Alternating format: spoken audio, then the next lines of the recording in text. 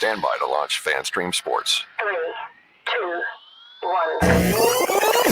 1. Let's start. Hello, sports fans. Welcome to FanStream Sports. Nothing but pure sports. All right, here we go. It's Fantasy Football Now. I am Tito, Jeff Fiddle. Follow me on the X at It Happens. He is Chad Rink. Follow him on the X at Chad Ocho Rinko. We are FanStream Sports, powered by DSP Media. And go to the website, fanstreamsports.com. Check us out there. Also, download the app. It's free on Apple and Android. Check that out. Also, FanStream Sports app. Great content, round-the-clock stuff, all kinds of new stuff popping up all the time there. Miss anything else, Chad? I think that's it. How are you today as we do this on a Wednesday evening, Chad? I'm doing well. It's been a minute since we got together, so it's good to be back talking fantasy sports. A lot of interesting things going on, too. There's a lot of stuff that went on just in the last few days. And let's get started with some of the, like a lot of injuries to talk about, first of all. Obviously, the Justin Jefferson going to IR is probably the biggest news, missing at least 4 weeks now. When it first happened, when he got hurt, there was the report was, well, it'd be really hard for him to play in the upcoming week here against Chicago. And then it comes out, no, he's going on IR. And we know Jefferson's been negotiating a long-term deal. We know Kirk Cousins on the last year of his deal. All these different things are playing into it, in addition to the fact the Vikings are underperforming. So I think KJ Osborne's a big pickup, but let's Osborne or Jordan Addison. Who do you like more going forward? I think Osborne, although Addison, he's probably the guy that you could get. Addison's was probably rostered more than Osborne. I like them both, but I think Osborne always has kind of performed well, even with Jefferson there. And he knows the system still. Addison's a rookie, still getting acclimated. I think Hawkinson is going to have a bump in targets as well. So I think that offense still moves the ball well. They're playing a bad Bears secondary, so that helps. So I'm not too concerned with Cousins or any of the other pieces there. But I think Osborne, if you could have got him on the waiver wire, he was probably the number one guy to get this week. He was a guy I was targeting also, in a lot of leagues that I'm in. And the Jefferson thing, look, there's other factors in this beyond injury. Because of the fact Jefferson is trying to become the highest paid wide receiver in NFL history, and he should be, provided it's not like a long-term injury. It doesn't sound like it's going to be. But you got that going on. Plus, are the Vikings going to dump anybody? There's a couple of teams that need a quarterback, and you could do worse than Kirk Cousins, I guess. So lots of weird things about that Vikings team. It makes them fun, interesting to watch, not necessarily for the right reasons, but just because it's interesting to see the drama that goes on with that. I was trying to think about this the other day, and Devon Achane for the Dolphins, who burst onto the scene the way he did, averaging 12 yards a carry. And it reminded me of Linsanity in the NBA. Just kind of came out of nowhere, like everyone kind of, well, yeah, okay. But then like the way he burst onto the scene, though, in the game he had, that's what it made me think of as far as a impact in a sport. Now he's on IR. Multiple weeks he's going to miss. So obviously, if you're a Mostert owner, you're happy about it. If you're an Achane owner, you're not happy. But Jeff Wilson could be coming back or will be coming back. What's your take on how that's going to play out with Miami? Yeah, it's kind of devastating just because Achane was so good. Like his first 2 games were nothing, and then he just has been absolutely ridiculous. Like that 13 yards a carry is crazy. Yeah. I think Mostert gets the lion's share of the work. I think they're going to probably ease Wilson back in if he even plays this week. And I have no idea who is even on their practice squad, who would be the backup behind Mostert. But I think it's just Mostert and only Mostert. I don't mind picking up Wilson since, Achane's going to miss. He's on the IR, so he's going to miss 4 games at least. Right. So Wilson's not a bad pickup. I just don't see big things out of Wilson this week. I think they'll probably just ease him in. But Mostert owners have got to be happy about. And you don't want to be happy about injury, but you're going to be happy about the extra workload that Mostert's going to get with that offense. And they're playing Carolina this week. They should be able to win that game easily, you would think, rather handily in that one. So, I don't know who the practice squad guy would be. Who else will come up after if Wilson doesn't play? Somebody will be there. Maybe it's Larry Zonk. I have no idea. But somebody else will come in there and get some carries. But Mostert's the one to own, obviously, and then they'll probably throw the ball around a little bit. They'll run some jet sweeps, run some sweeps and things like that, and get some wide receivers involved there as well. A guy who was doing great this year, and as far as the amount of touches he was getting for being an old guy, James Conner, he also goes on IR now, and he was somebody who I had lower expectations coming into the season because of the age and because of the team. He's outperformed that, and now he's out on IR as well. And are you trusting the Arizona running game going forward? I don't know. I mean, Connor is just it was pretty good. He's always been good. You probably wish you still had him in Pittsburgh. Yeah. Yes. But it's one of those things like what's his name? DeMericato. He looked decent. Amari Mercado, yeah. Yeah. And I know, but I saw somewhere that they've got Keontae Ingram now is like he's back. So now Right. he's like he's actually listed as the RB1, I guess. I don't know. It's still Arizona. They've actually looked decent this year, but I don't know if either of these guys are the level of Connor. So I'd temper expectations with them. But if you go pick them up, not a big deal. But yeah, I was surprised with Connor. Like even the last 2 years, he's got a ton of work, even in the passing game, and he's been productive. And he finds the end zone. So we'll see. It's not a bad pickup to get either of these guys. You know, I took a chance on Ingram because I knew didn't have the waiver wire spot to get. Yeah, Mercado was the hot name.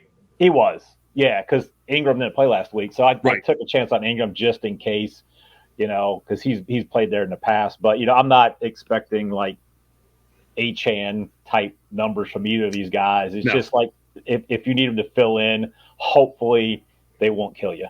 Yeah. Indianapolis, Anthony Richardson is such a great talent, just can't stay healthy. I mean, I don't think he's finished a game yet that he started. I don't think so. I don't think he has either. So now he's going on IR also. They asked head coach Steichen about it, and they asked, is he going to be back this season? He said, I can't say. Like, there's a chance this guy might be done for the season, which would be awful for, obviously, Anthony Richardson. It was awful for Anthony Richardson and for the game because I think he's an exciting player. But if you're a Jonathan Taylor owner, this is outstanding news. I hate saying that, but it's true because you need somebody to run the ball. It's not going to be Gardner Minshew. No, and it sounds like they're gonna ramp up Taylor's production or touches this week. Yep. So it's good for him. Minshew is not he's been serviceable. He's not going to kill you. So I was hoping to get Minshew in our league because I do have Richardson and Love's on bye, but stupid Kevin being a savvy, I'm playing him this week, I believe too. So he's a savvy owner and picked him up, and I don't think he needs them, and just so I wouldn't get him. So it's just weird because like he's there's been 5 weeks and he has not. I think he may have finished week 4 because I was looking at it to see when Minshew has played. Minshew has played every game, but he did not have any fantasy points week 4. So, but it's alarming because it seems like it's a different thing every week. It's like a shoulder and a concussion. And like, so I don't know, but it's a little bit scary. If you're in Dynasty, you probably had to draft him relatively early. So you're still kind of like, okay, we'll see. It's still early, but I think in redraft, it's okay to drop him. I texted Kevin tonight because he picked up Elijah Moore and cut Ryan Tannehill. And I texted him and said, this is what you've become, ? And he responded, a savvy owner. I've always been that. So he used the word savvy to describe himself. You used it right here as well. Good for you. The Bears backfield. For whatever reason, we talk about this every week because it was like, we love Johnson. Oh, it's Herbert's job. Yeah. Oh, Herbert got hurt. Johnson maybe back, concussion. Now Johnson might not be back. Now it might be Deonta Foreman, right? Yep. Yeah. So Herbert's definitely not playing. I don't think he's out back. multiple weeks. Yeah. Yes. With them playing on a Thursday night, I think Johnson has a chance to get back through the concussion protocol. Usually, if it happens on a Sunday or especially on a Monday, those guys most likely aren't playing that next week because they have to go through all the steps. So I think there's a chance Johnson plays, and I think if Johnson plays, he's going to see the majority of the work. If neither of them play, if you picked up Deonta Foreman, he can be huge. They play Minnesota. Minnesota's not a great defense, and Foreman, he's not a great running back, but he can come in a couple games and carry the ball 25, 30 times for you, find the end zone. So Foreman it could be a really sneaky play this week if Johnson doesn't play. Okay, stupid question then. Yeah. Let's say Johnson doesn't play, you want Foreman or Jonathan Taylor this week? That's yeah, because Indy's playing the Jags, but I think it's Foreman because they have nobody else. Because that was it Basling game or whatever. Yeah, he had more carries that game on Thursday night than he has had his entire career. I know. So Foreman's going to get all the carries. I still think, how can you not give the ball to Zach Moss some? The way he's looked, so you would think, yeah. I know they say they're ramping him up, but what 10 snaps last week, whatever it was, I don't know what the total was, but so what do you ramp it up to 17? It's still not going to be a huge debt. No. But if you're sitting looking at your roster though, and you're saying, Deontay Foreman or Jonathan Taylor, this should be easy. It's like it's Jonathan Taylor. Think about it. It's a tough call. It's a tough call in that one. What we got? We got Daniel Jones missed practice. Is it a neck thing with him? Is that what it was? Yeah, it's a neck. I guess he had a neck injury that kept him out. It was last year, 2 years ago. It's a different neck injury, but I guess it's same neck, just different injury. It's the same neck, right? It's not a different neck injury. No, he's not. Different injury to the neck. He's not that monster from Sesame Street. So, like 8 people get that reference. So, yeah, go ahead. Okay. So, like, I guess they said it was more sore than they thought it would be. So he could miss. I need him to miss because I had to pick up Tyrod Taylor. Because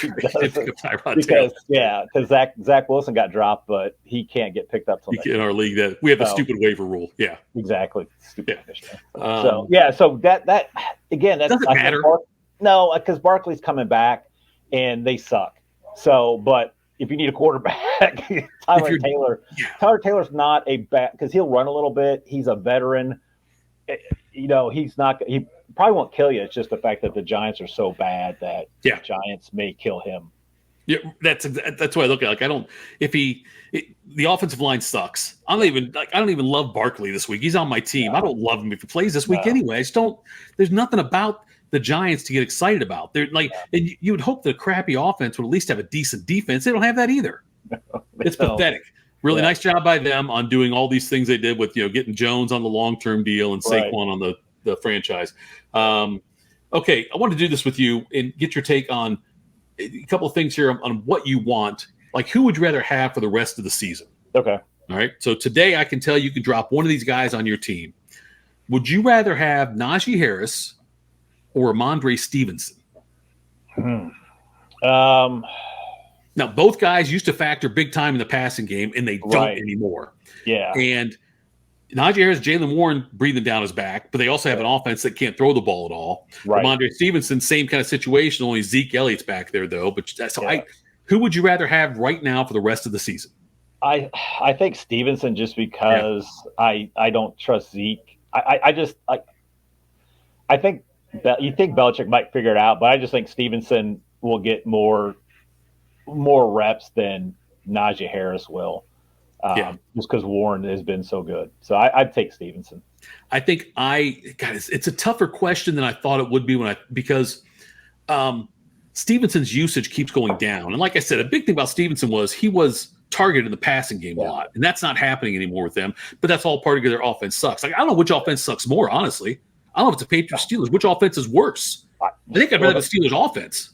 Well, yeah, because the Patriots have scored like 3 points the last 2 games. Yeah. Yeah, so the Steelers defense is better, so they could get them in better situations. Right. Create situations where they got a short field, maybe. Okay, how about this one? Ironic because this is timely for us. Baker Mayfield or Jordan Love? It's interesting because at the beginning of the year, I was like Foreigner, and I was like, I want to know what love is. And now it's like it's a combination of love stinks and it's tainted love, man.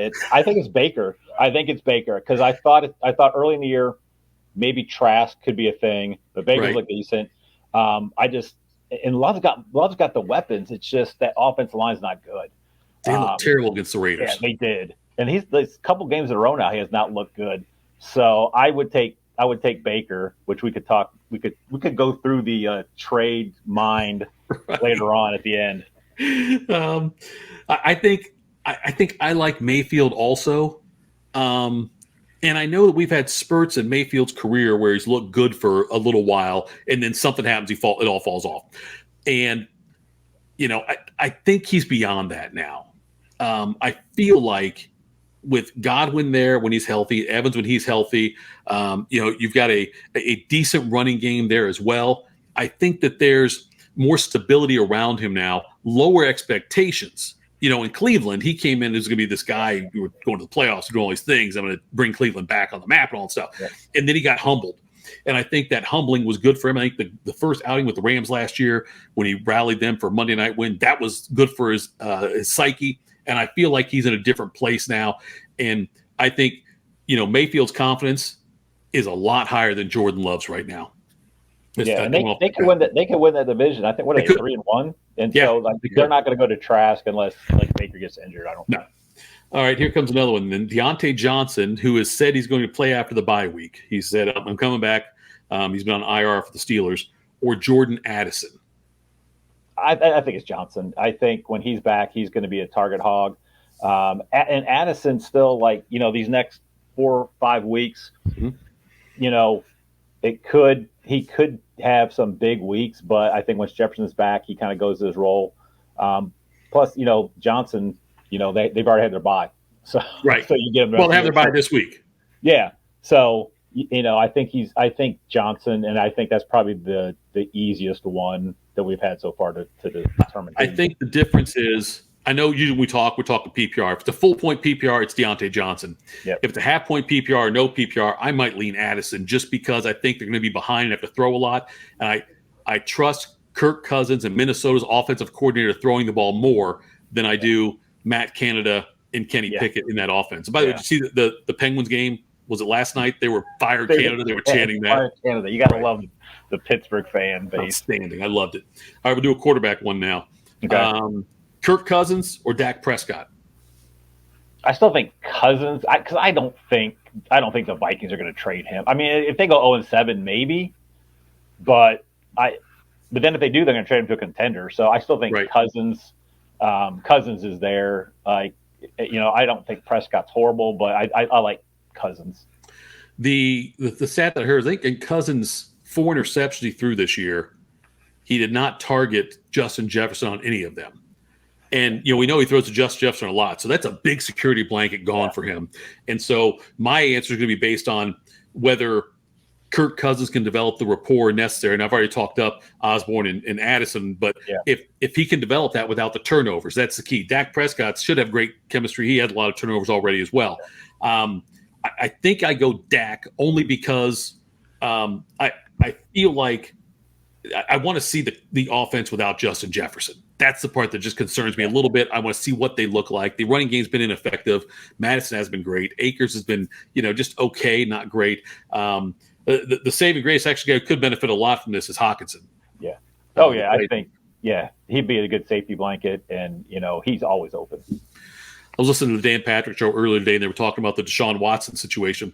And it's funny, McNeil, the guy that we like, Reflog_18, he put out a thing where, the Browns gave a quarterback the most guaranteed money in the history of the NFL. And this week, they're starting like a XFL All-Star, USFL All-Star, whatever. They're starting quarterback going against the best team in the NFL with the 49ers if Watson sits out. The line in the Dan Patrick show was funny, though, was it Dan Patrick show? No, it wasn't that. It was the Matthew Berry thing. Yeah, okay. He was about, what kind of treatment you think he's going to get for that shoulder? And they're like, no. He said, no, what kind of treatment though would you recommend? It's like, no, not doing it. They said, we're not going to talk about it. We're not going to do that. All right, buys this week. Steelers, Packers. Really shouldn't affect your teams that much, right? I mean, you weren't counting on Pickett. You weren't counting on Harris. You weren't counting on Pickens. No. Freiermuth is out. Green Bay, Jones you were counting on, but that was it. Yeah. And Jones has been injured, so he didn't even play last right, didn't even play against Raiders. Yeah, Dylan's been bad. He looked a little better. He got lucky with the touchdown at the end. That boosted it up. He wasn't great, but he was better than he had been. Right. And so you're not in if you had Musgrave, you probably got 2 tight ends already anyway, so it's not a big Right. deal. So it's not. I don't think it's a huge deal unless you just happen to have their defense, and now you got to stream somebody. Is really the biggest issue with these guys being off. So You're right. That's a good point. The nothing. Steelers' defense has been great and produced some turnovers and obviously some 6-pointers there, some touchdowns the defense has produced. So, all right, let's jump into our new feature that I think we're going to start doing. Believe that the Bell Biv DeVoe reference there. It's from New Edition.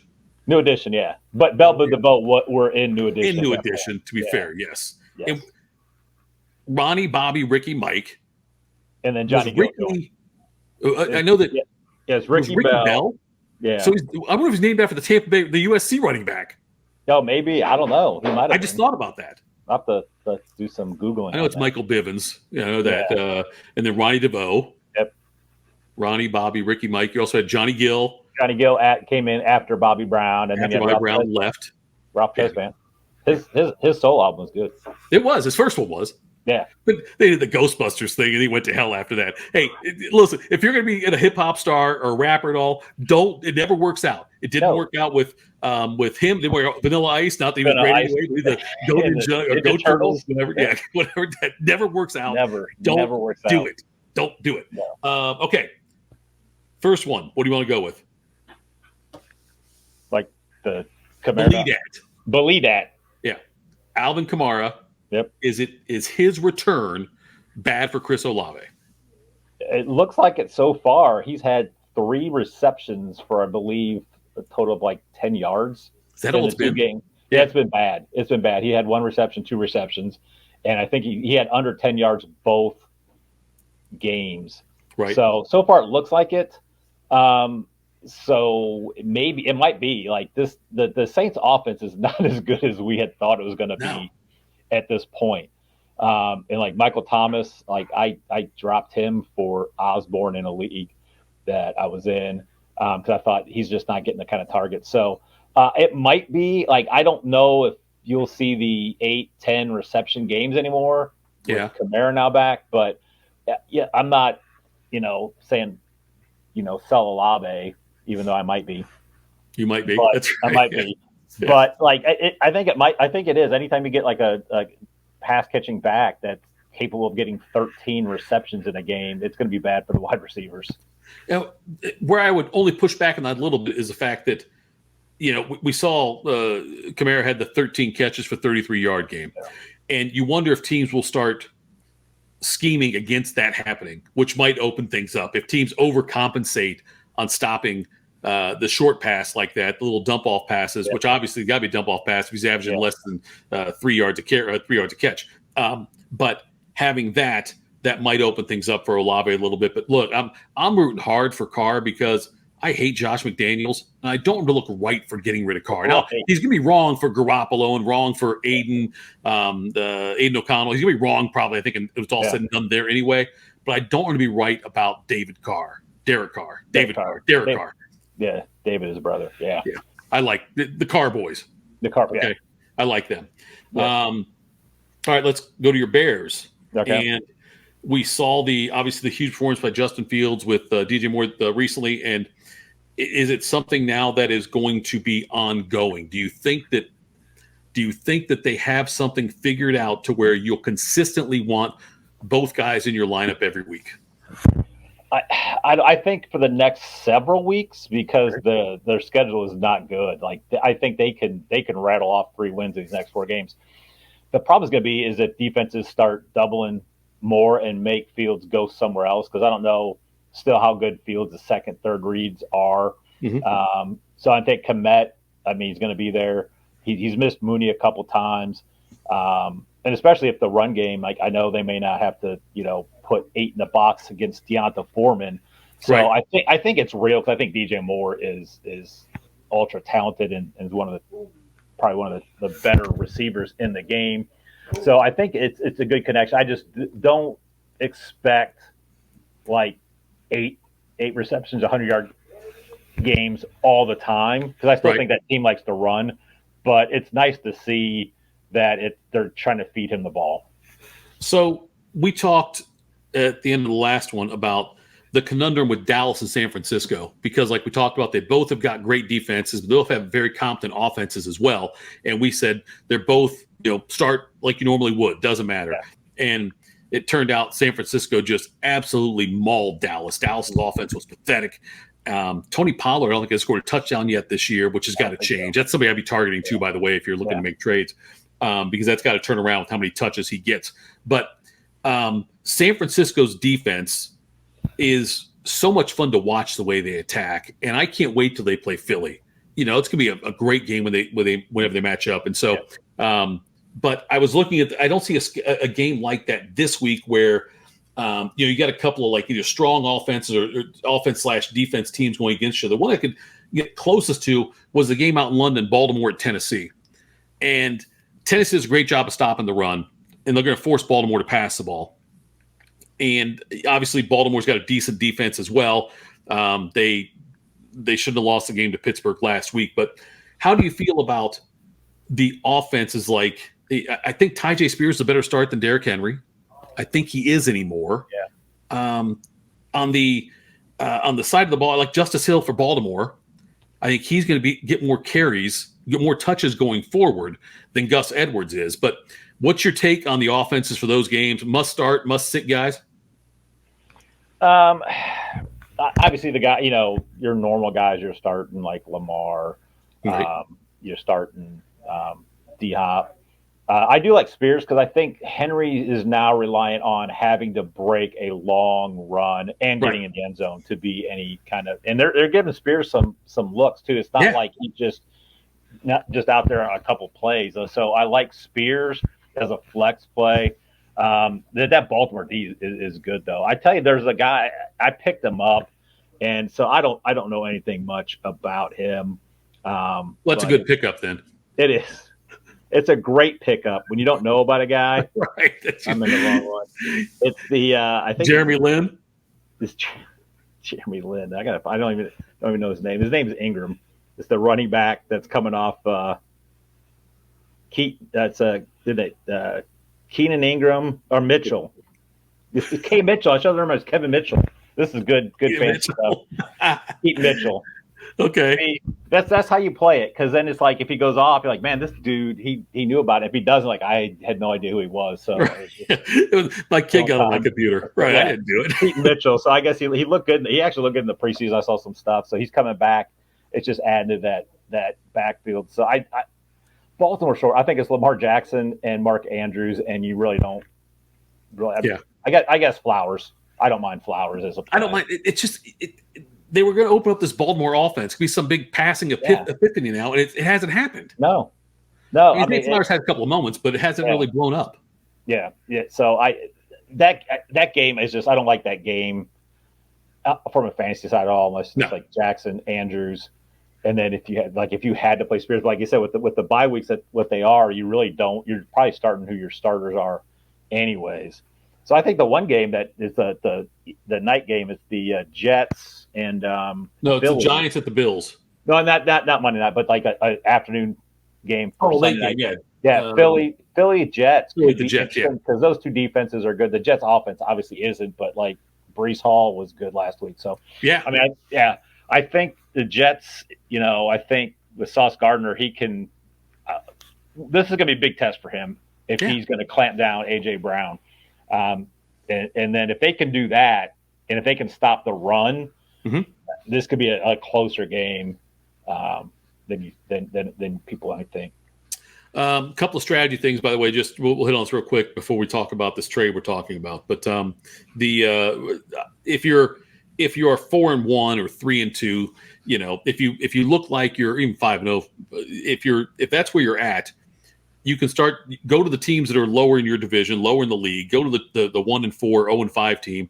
And if they've got somebody like a Justin Jefferson or like Jonathan Taylor or somebody who has underperformed so far, maybe even like a Tony Pollard type, who I think you should be picking up, make offers to that trade guy. You can afford to, if you know you're going to be in the playoffs, if you really feel confident you're going to be in the playoffs, then start building your team for the playoffs. But just start trying to pick off some of the carcass of these teams that are back there that are desperate. You're going to find an 0-5 team or 1-4 team that's desperate with bye weeks maybe also coming up. They're going to need to do something. So make sure you take care of that. Pay attention to the weather this weekend. I'm hearing not that you would start any Browns. My God, you wouldn't start any Browns this week, I wouldn't think, going against San Francisco with P.J. Walker throwing, but should be some bad weather there. But watch around, though. That's a big thing to pay attention to is the weather in some of these games with the wind and things. I don't think it matters as much as it used to in the NFL. It used to be a big deal. It seems quarterbacks are better at playing through the weather now, but still something to keep in mind if you're looking at breaking ties between a couple of guys, whether it's started or not. Yeah, and like we talked about it in one of our previous ones too. It's just if it's wind, it's got to be like heavy wind. But the rain, they play through rain all the time, and we're not getting any snow games yet. So yeah, that's a good thing. Like don't just because you're 5-0, don't just think, oh, I'm going to sit. Like really look at your team, and if there's guys you want, make some moves. If you know, hey, I've just been kind of getting by, or maybe you had an A-Chain or Jefferson, and you're 5-0, and you're like, okay, I gotta do something to fill this hole now. So that's the kind of things you want to do, but just don't try to like get too cute either.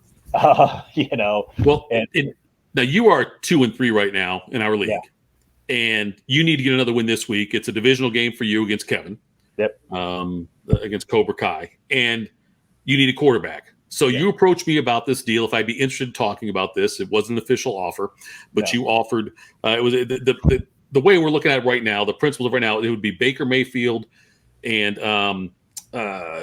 Christian Watson and my 7th round pick going to you. 7th round pick. You'd be next year's draft, and you'd be sending me back. It was Jordan Love, Chris Olave, and an 8th round pick. Yep. So, and I'm willing to do it if you want to do it. I don't like Jordan Love at all. My only concern, though, where I'm at now, and this is something you have to look at when you're in the position, like I'm 5-0 in this league right now, but I'm playing against the second best team in the league this week, and I play him again in a few weeks. In that week I play him, I think either Trevor Lawrence is off for me or Jalen Hurts. Off, one of them's off. And so I'm going to have to play Jordan Love that week. But I was going to play Mayfield instead, but now I'd be playing Jordan Love in that situation. So if you want to do the deal, I'll do the deal. Yeah. So I think the thing is it's like,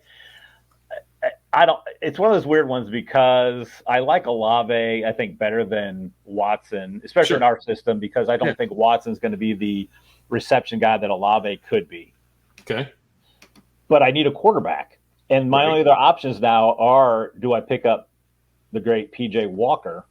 I don't think you want any part of that against the 49ers. I don't either, but he's really like I said, I picked up Tyrod Taylor, who they're playing the Bills, I believe. No, they played the Bills the other night. Tyrod Taylor Giants, they've got a tough game again this week, don't they? They play I can't remember who they play, but I'll tell you right now. I got it right here. They play Buffalo on the road. Yeah, it's the Bills. Yeah, so Dable going back to Buffalo. So I picked him up in case Jones wasn't going to be there. Right. So like it's one of those things. Do I do it just for this week? But I think Mayfield's better. Do you want Dotson instead? I mean, that's what I was saying. I was looking at the two. It could be one of the two. Like I don't mind either. I think I'd rather have Watson than Dotson. Okay. But it's one of those weird ones because like after this week, both Geno and like Love, they would already both been. I would not have to get another quarterback on bye weeks and just have to go with crappy Jordan Love. So I'm thinking about it. I'm still like I think I'll probably pull the trigger, but just kind of get to the mindset of the trade. Like, why would you do that? Well, because of bye weeks, and then Richardson's going to be off. He's going to be out for that's your quarterback. Weeks. Yeah. So in this league, we play 2. Most teams only have 3 quarterbacks, and it's one of those things where if you don't have a good third quarterback, it really can hurt you. Yeah. And so, with you, it kind of worked out because you got 2, like those 2 guys you're starting, like you're not even thinking about Mayfield except on bye week. So, and I still I don't know how bad Love is going to be.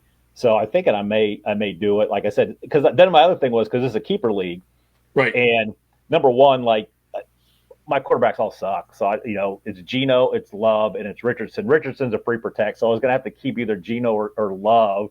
Right. And it's like I will probably make a move at the end of the season for a quarterback like in the off season. But then I was like receiver wise, because Olave was going to be my guy, Right. Since I got rid of St. Brown, and I could have Olave for 3 years. But then I still have Pittman, and then I also have.